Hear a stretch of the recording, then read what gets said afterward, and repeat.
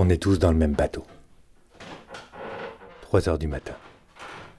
Je marche doucement pour pas faire craquer le plancher de la maison. C'est une vieille bâtisse, mais qui craint pas les tempêtes. Pour preuve, elle est debout depuis 1890. Depuis le rang 2, tout en hauteur, elle surplombe le village. Par la fenêtre, même s'il fait encore nuit, je peux voir le fleuve. Il est éclairé par la lune. Tout est calme aujourd'hui. J'entrouvre la porte de la chambre de mes enfants et je leur chuchote un « Je vous aime »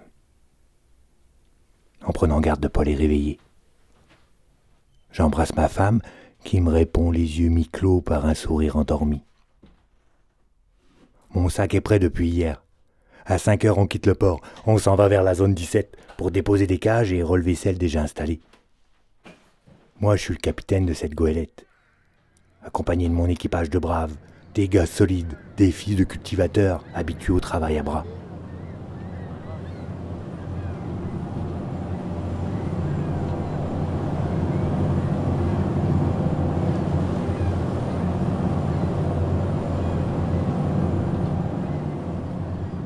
On a quitté le port il y a 1 heure.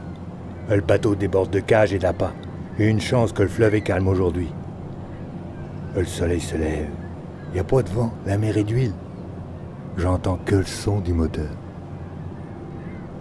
Je suis seul à la barre dans ma cabine. Les gars dorment à l'avant en attendant l'ouvrage. Je me sens libre, heureux. C'est pas tous les jours comme ça. Mon nom c'est Todd. Je suis fils et petit-fils de pêcheur. Aujourd'hui je pêche le crabe des neiges, mais j'avais 12 ans quand j'ai commencé le flétan avec mon père.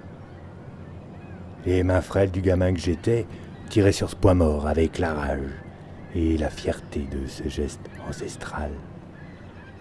On remontait le poisson à force de main et d'os, en acceptant cette douleur franche qui nous rentre dans la peau. Quand le moratoire a frappé, tout s'est arrêté. Il n'y avait plus de poissons, plus d'hameçons. Tout le monde tournait en rond. Les bateaux s'asséchaient, les hauts fonds nous manquaient. Aujourd'hui, c'est plus facile parce que le treuil est venu nous épauler. Puis avec le marché, on est quand même mieux payé. Enfin, si tu prends soin de tes crabes. Là, tu peux être un bon rentier. Parce que si tu pêches pour l'argent, tu fais du sale boulot. Aujourd'hui, c'est ta conscience qui fait de toi un bon matelot. C'est ta façon de pêcher qui te donne ta fierté et qui te permettra de durer.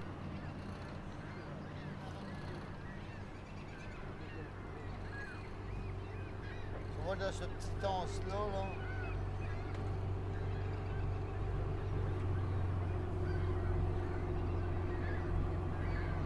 Ça fait 3 heures qu'on traverse. Ça y est, on peut mettre nos cages à l'eau. J'espace mes cordes verticales le plus possible. Je veux laisser une chance aux baleines noires qui s'en viennent.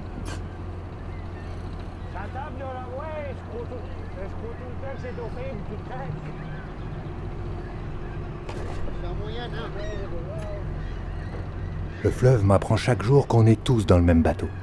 Que notre survie, elle tient de la gestion de nos ressources et de l'amour de la mer. Déjà, mon père me le disait. On remonte les cages de la veille, on capture, on mesure, on rejette les petits crabes. Et même ceux qui font la taille mais qui ont des petites pinces. Ce sera mieux l'année prochaine. Puis dans le village, on dit « Hey, trop d'ambition tue son homme. Faut voir plus loin que la journée même. Faut pas ambitionner. »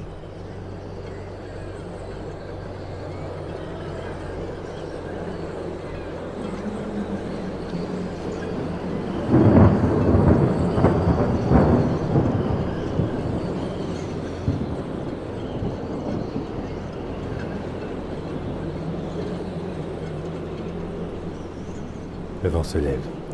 C'était prévu. Les nuages pressaient le ciel depuis déjà quelques heures.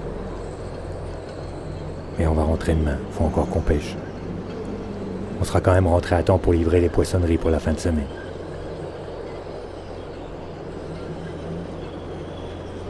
Les tempêtes sur le fleuve, je peux pas dire que parfois j'ai pas peur. Comme quand 50 tonnes d'eau embarquent dans le bateau. Mais même si j'ai arrêté tôt l'école et que j'ai pas lu beaucoup de livres, je peux vous dire que j'ai appris à lire la mer, à en connaître chaque page, au chapitre tempête ou au chapitre vague. D'ailleurs, aujourd'hui, elle casse vite les vagues. Ça doit être parce que le courant est contraire. Mais on avance. Puis en plus, dans le village, on nous attend. Même ma fille m'a dit qu'elle serait à l'arrivée sur le quai.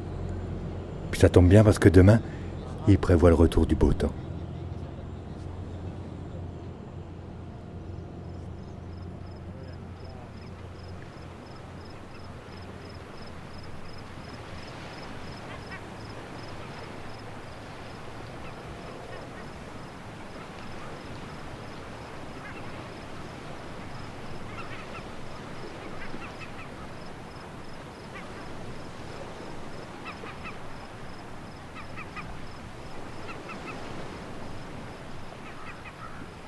Dans la maison, la fille du capitaine regarde par la fenêtre. Elle vient de rentrer de l'école. Le soleil de fin d'après-midi éclaire le quai et ses nombreux pêcheurs déperlants. Et au large, une silhouette se dessine. Quand la goélette apparaît au large, tous les enfants courent vers le quai. Moi, je suis la plus petite. J'arrive la dernière, le chien sur mes talons. Je trottine si vite sur le quai de bois, je veux arriver avant que le bateau accoste. Mais je me tiens bien loin du bord, de peur de tomber. Les hommes restés au village, ils attendent eux aussi, en se tenant prêts à attraper les cordages. Et le voilà. Le bateau entre au port, fier et fatigué. Les femmes de marins se tiennent debout, les enfants collés sur leurs genoux. Derrière, tout le village sait que la goélette vient d'arriver, sans perte et sans dommage. Ma mère, la femme du capitaine, prépare la soupe. Et nous, les enfants, on retourne jouer sur la grève. Je vois ma fille au loin avec son manteau jaune tournesol. Elle court sur la grève. Je lui lance mon sifflement, qu'elle me retourne complice, avec la même puissance. La pêche est déchargée. Les gens du village achètent directement sur le quai. Le reste est embarqué dans le camion pour la poissonnerie en ville. Tout devient comptable. On discute, on parle argent, troc et survie. La beurrière, l'épicier, le laitier, tous ont le même défi. La solution se trouve dans la communauté. Moi, je défends mon prix de vente. Je rappelle que si mon grand-père avait payé le permis 32 piastres, aujourd'hui il en vaut 3,5 millions, puis que tout coûte cher. Je comprends. Il n'y a plus le temps d'aimer le fleuve pour les jeunes. Faut faire de l'argent. Hein, l'ancien? Ouais. Quand on y pense bien, pêcher c'est comme la houle. Parfois on fait une année en haut de la vague, parfois dans le cru. Faut pêcher les yeux sur l'horizon, regarder les vagues de loin arriver comme les années. Anticiper, s'adapter, espérer. Et le fleuve, il fige pas. Il continue de couler, mais pas toujours avec la même intensité. Même les espèces, elles prospèrent de façon différente chaque année. Il faut penser global, agir pour la préservation de la ressource. On est tous dans le même bateau. L'avenir, ça se compte par décennies, mais je sais que c'est pas facile. Le fleuve, apaisé, regarde cette population côtière s'agiter. Et le vent, lui, il les aide à respirer.